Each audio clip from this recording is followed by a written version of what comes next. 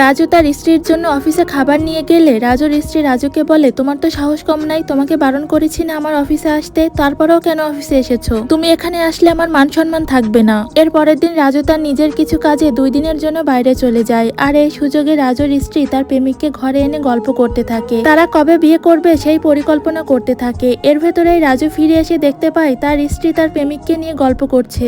এটা দেখে রাজু বলে, ও আচ্ছা, তাহলে এই কারণেই আমি তোমার অফিসে গেলে তোমার সমস্যা হয়, তাই না? তা তোমার মধ্যে এটা চলছে, এটা তো আমাকে সরাসরি বলে দিতে পারতে। রাজুর স্ত্রী এবার বলে, তো আমি কি করব? আমি একটা চাকরি করি আর তুমি বসে বসে খাও, তোমার তো চাকরিটাও চলে গিয়েছে। নিজের দিকে একবার কখনো দেখেছো? আর ওর দিকে একবার দেখো, ও একটা সরকারি চাকরি করে, ওর সাথে তোমার কোনো তুলনাই হয় না। যত তাড়াতাড়ি সম্ভব আমি তোমাকে ছেড়ে দিয়ে ওকে বিয়ে করব। এই কথা শুনে রাজু মনে অনেক আঘাত পায় এবং ইমোশনাল হয়ে বলে, তোমাকে আমি পড়ালাম, এত দূর পর্যন্ত আনলাম, আর তুমি এখন প্রতিষ্ঠিত হয়ে আমাকে ছেড়ে দিচ্ছ? বাহ,